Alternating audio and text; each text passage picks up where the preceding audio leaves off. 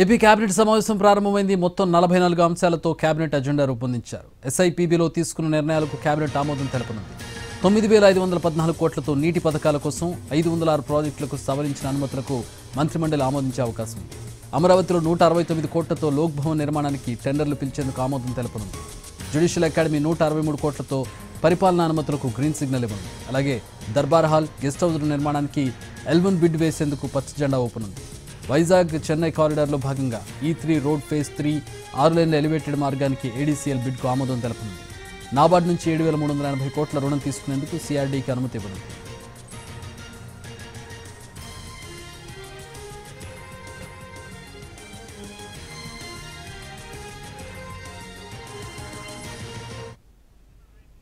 మా ప్రతినిధి ప్రసన్న జాయిన్ అవుతున్నారు. అమరావతి నుంచి మరిన్ని వివరాలు తెలుసుకుందాం. ప్రసన్న, చాలా కీలకమైనటువంటి నిర్ణయాలు, చాలా భారీ బడ్జెట్కి సంబంధించిన నిర్ణయాలు తీసుకునే అవకాశం కనపడుతున్నట్టుగా ఉంది. ఏంటి అజెండా, ఏంటి కేబినెట్ భేటీ ఇది?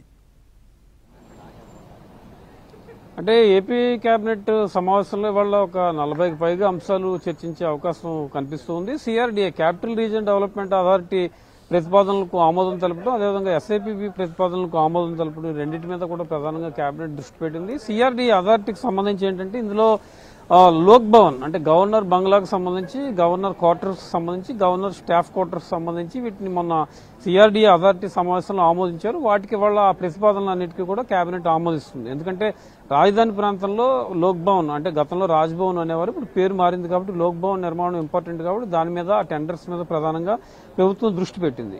దీనికి సంబంధించిన ప్రతిపాదనలు ఆమోదిస్తారు. ఇక స్టేట్ ఇన్వెస్ట్మెంట్ ప్రమోషన్ బోర్డు కొన్ని ప్రతిపాదనలు చేసింది. ఒక 20,000 కోట్లకు పైగా పెట్టుబడులకు ఆమోదం తెలిపింది. దానివల్ల 50,000కు పైగా ఉద్యోగాలు వచ్చే అవకాశం ఉంది కాబట్టి దానికి సంబంధించిన ప్రతిపాదనలు కూడా ప్రధానంగా కేబినెట్ ఆమోదించడం జరుగుతుంది. ఇక పలు సంస్థలకు భూ కేటాయింపుల మీద కూడా ప్రధానంగా దృష్టి పెట్టారు. అమరావతి, విశాఖ, నెల్లూరు, కడపలో క్వాంటమ్ కంప్యూటింగ్ కేటాయింపులకు సంబంధించి పెట్టుబడులు, వీటికి సంబంధించి భూ కేటాయింపుల మీద కూడా ప్రధానంగా దృష్టి పెట్టడం జరిగింది. ఇక విశాఖపట్నంలో హెల్త్ కేర్ టెక్నాలజీ సంస్థలు, అదేవిధంగా ఐటీ క్యాంపస్లకు సంబంధించి భూ కేటాయింపులు, ఎండాడలో ఒక 5 స్టార్ హోటల్ అభివృద్ధికి సంబంధించి, పీవీఆర్ హాస్పిటల్స్ కి భూ కేటాయింపులకు సంబంధించి కూడా కేబినెట్ సమావేశంలో ప్రధానంగా చర్చ జరుగుతుంది. ఇక ఎస్ఐపిబి ప్రతిపాదనలో గతంలో ఆమోదించిన పెట్టుబడులకు సంబంధించి కేబినెట్ ఆమోదం తెలపడం, ఇతర అంశాలకు సంబంధించి కూడా ప్రధానంగా చర్చ జరుగుతుంది. ఇక రెగ్యులర్ గా తిరుపతిలో 5 స్టార్ హోటల్ అభివృద్ధికి దీనికి సంబంధించి కూడా నిర్ణయం తీసుకుంటారు. ఇక మహిళల ప్రపంచ కప్ క్రికెట్ లో శ్రీచరణ్కి కడపలో 1,000 చదరపు గజాల స్థలం కేటాయించడానికి కూడా కేబినెట్ ప్రధానంగా